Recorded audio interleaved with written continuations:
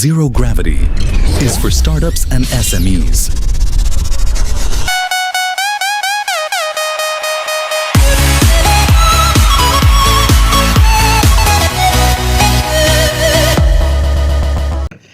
ඔයාගේ ව්‍යාපාරයේ ක්‍රියාත්මක වන ව්‍යාපාරයට බලපෑම් මෙල්ල කරන සාධකවලට අපි කියනවා ව්‍යාපාර පරිසරය කියලා. උදාහරණයක් විදියට ඔයාගේ සේවකයෝ, ණයගැතියෝ, ඒ වගේම ව්‍යාපාරයට බලපාන නීති රීති, පොලි අනුපාත, මෙන්න මේ වගේ තවත් ගොඩක් දේවල්. දැන් වෙලා තියෙන්නේ මෙන්න මේ තාක්ෂණයේ දියුණුවත් එක්ක මේ ව්‍යාපාර පරිසරය ඉතාමත් ශීඝ්‍රයෙන්, ඉතාමත් ඉක්මනින් වෙනස් වෙනවා.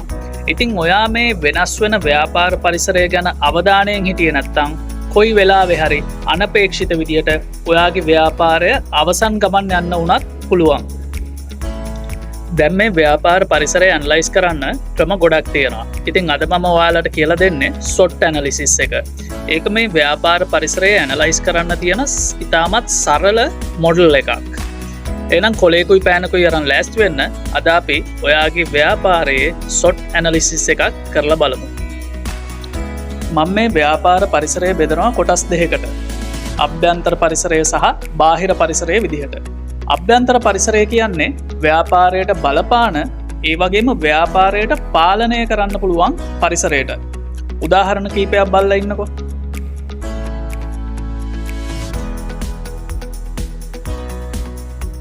මෙතන තියෙන්නේ උදාහරණ කීපයක් විතරයි. මම මේ උදාහරණ ටික ගත්තේ ඩිජිටල් මාර්කටින් ෆර්ම් එකකට අදාළව. හරි, ඊළඟට අපි බලමු බාහිර පරිසරය. බාහිර පරිසරය කියන්නේ ව්‍යාපාරයට බලපාන, නමුත් ව්‍යාපාරයට පාලනය කරන්න බැරි පරිසරයට. ඒකෙත් උදාහරණ කීපයක් බලලා ඉන්නකෝ.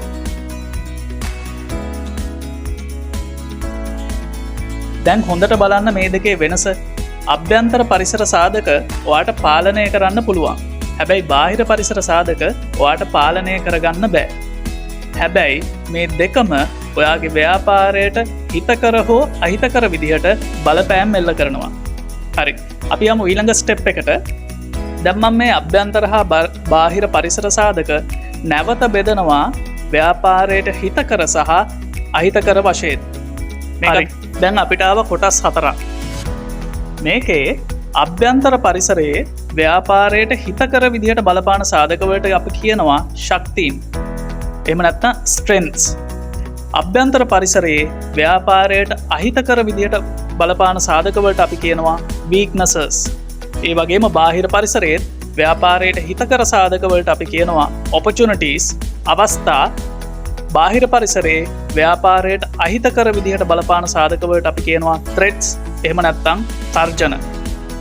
Strengths, weaknesses, opportunities and threats. මුල් අකුරු ටික ගත්තොත් SWOT. මෙන්න මේකට තමයි SWOT ඇනලිසිස් එක, එහෙම නැත්තං SWOT ඇනලිසිස් එක කියලා කියන්නේ. තාම ඉවර නෑ. තව අපිට දෙයක් මේකේ කරන්න තියෙනවා. දැන් ඔයා ගන්න කොලේකුයි පෑනකුයි.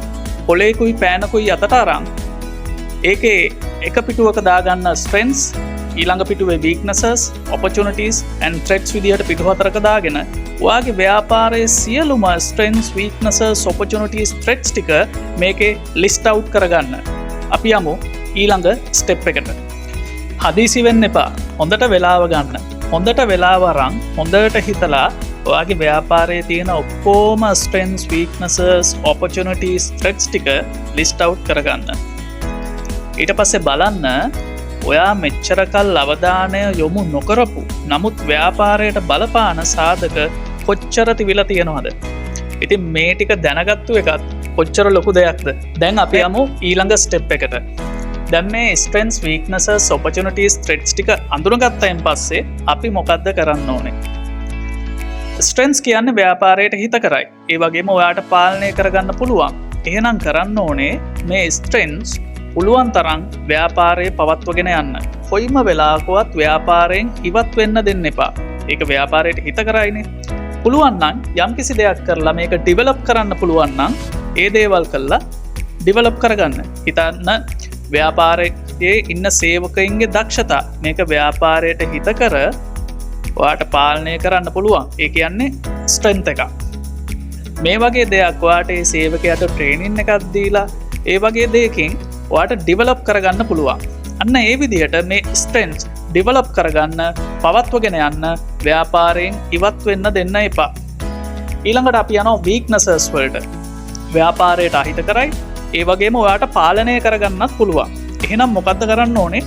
මේවා පුළුවන් තරම් කන්ට්‍රෝල් කරන්න ඕනේ. මේවා පුළුවන් තරම් අඩු කරන්න ඕනේ. පුළුවන් නම් ව්‍යාපාරයෙන් ඉවත් කරලා දාන්න. ඊළඟට ඔපචුනිටීස් ව්‍යාපාරයට හිත කරයි මේකේ උපරිම ප්‍රතිලාභ ව්‍යාපාරයට ගන්න ඕනේ. හැබැයි මේ ඔපචුනිටි එක ඔයාට පාලනය කරන්න බෑ. එහෙනම් මොකද්ද කරන්න ඕනේ? ඔපචුනිටි එක ඔයාට පාලනය කරන්න බැරි වුණාට ඔයාට පුළුවන් ඔයාගේ ව්‍යාපාරය පාලනය කරන්න. එහෙනම් මොකද්ද කරන්නේ? ව්‍යාපාරය පොඩ්ඩක් එජස් කරගන්න මේ ඔපචුනිටි එකේ ප්‍රතිලාභ උපරිම විදිහට ගන්න පුළුවන් ආකාරයට. උදාහරණයක් විදිහට හිතන්න දැන් මේ රටේ සුළු හා මධ්‍ය පරිමාණ ව්‍යාපාර සෑහෙන්න බිහිවෙන්න පටන් ගන්නවා. ඒ කියන්නේ ලොකු පොටෙන්ෂල් මාකට් එකක් බිහි වෙනවා ඔයාගේ සර්විසස් වලට. ඒත් එක්කම AI එක හින්දා මේ ඩිජිටල් මාකටිං කියන එකත් එන්න දියුණු වෙනවා. ඉස්සර කරගන්න බැරි වුණු දේවල් දැන් ලස්සන්ට කරගන්න පුළුවන්. Digital marketing, content creation, advertisement අඩු කොස්ට් එකකින් අඩු කාලයකින් හදන්න පුළුවන්. එහෙනම් ඔයා මොකද්ද කරන්න ඕනේ? මේ දෙකේම ප්‍රතිලාභ අරන් මේ AI එකත් ඔයා යූස් කරලා මේ තාක්ෂණයේ ප්‍රතිලාභත් අරන් ඔයාගේ අර ඉන්න පොටෙන්ෂල් මාකට් එක කැච් කරගන්න බලන්න ඕනේ. එහෙනම් ඔයාගේ සම්ප්‍රදායික මාකටිං පැත්තකට තියලා මේ අලුත් තාක්ෂණයත් එක්ක ගිහිල්ලා ඔයා බලන්න ඕනේ අර පොටෙන්ෂල් මාකට් එක කැච් කරගන්න. ඔය තියෙන්නේ එක උදාහරණයක්. ඊළඟට අපි යමු ට්‍රෙඩ්ස් වලට. ඔබ ස්මෝල් මීඩියම් නැත්නම් ස්ටාර්ට්අප් බිස්නස් එකක් කරගෙන යන accounts tax audit වගේ අවශ්‍යතා හිසරදයක් වුණු ව්‍යාපාරිකයෙක්ද? එහෙනම් තවත් බලාගෙන ඉන්න එපා. දැන් ඔබට මේ සියල්ලම එකම තැනකින් ඔන්ලයින් කරගන්න BizBooks Global ආයතනය පහසුකම් සපයනවා. ඔබ ව්‍යාපාරයේ වර්ධනය කෙරෙහි අවධානය යොමු කරන අතරතුර ගිණුම් කරන කටයුතු අපට බාර දෙන්න. වැඩි විස්තර දැන ගැනීමට අදම bizbooksglobal.com වෙත පිවිසෙන්න. අමතන්න 0772 866 0667. ට්‍රෙඩ්ස් කියන්නේ ව්‍යාපාරයට අහිත කරයි. ඒ වගේම ව්‍යාපාරයට පාලනය කරගන්නත් බෑ. එතකොට මොකද්ද කරන්න ඕනේ? දැන් හිතන්න නැවක් මුහුදේ යනකොට ලොකු කුණාටුවක් එනවා. නැවේ කපිතාන්ට බැහැ කුණාටුව පාලනය කරගන්න. හැබැයි එයාට පුළුවන් ව්‍යාපාරයේ රුවල් එහෙට මෙහෙට හරෝලා රුවල් අකුලලා නැවේ බර අඩු කරලා බර වැඩි කරලා නැව ගමන් මාර්ගය කොහෙට හරි වෙනස් කරලා මෙන්න මේ කුණාටුව මග අරින්න පුළුවන්. එහෙම නැත්නම් මේ කුණාටුවෙන් වෙන හානිය අවම කරගන්න පුළුවන්. ඒ ස්ට්‍රැටජි එකමයි ඔයා යූස් කරන්න ඕනේ. ඔයාට බෑ මේ ත්‍රෙට් එක පාලනය කරන්න. හැබැයි ඔයාට පුළුවන් ව්‍යාපාරයේ සුළු වෙනස්කම් කරලා මෙන්න මේ ත්‍රෙට් එකේ හානිය අවම කරගන්න. එහෙම නැත්නම් මේ ත්‍රෙට් එක මග හරින්න පුළුවන්. මං උදාහරණයක් කියන්නම්. හිතන්න දැන් ඔයා ඩිජිටල් මාකටිං ෆර්ම් එකක් කරනවා. හරි හොඳ ස්ටෑන්ඩඩ් එකකට කරගෙන යනවා.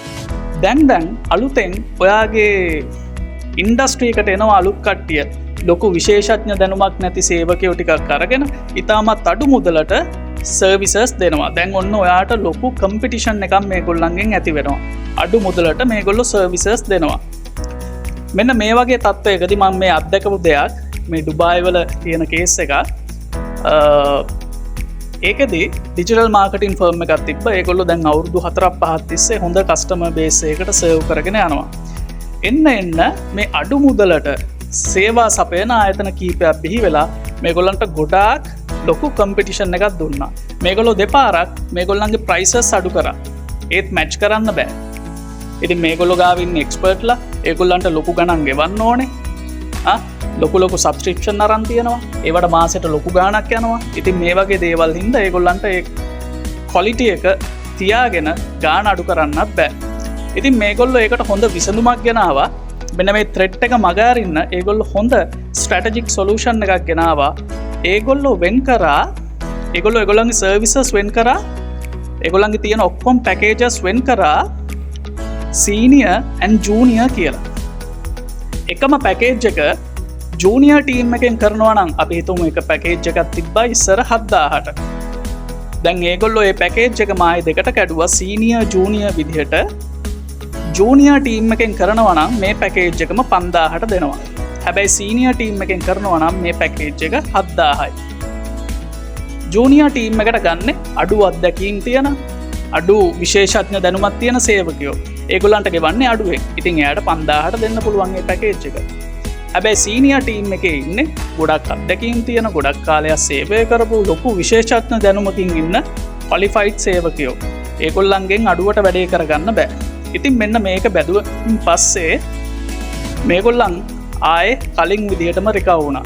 මේක බලන එයාගේ කස්ටමර් බේස් එකක් දැනගන්නවා ගාන අඩුවට යනවා නම් ඔයාට හම්බ වෙන්නේ ලෝ ක්වොලිටි එකක් කියලා.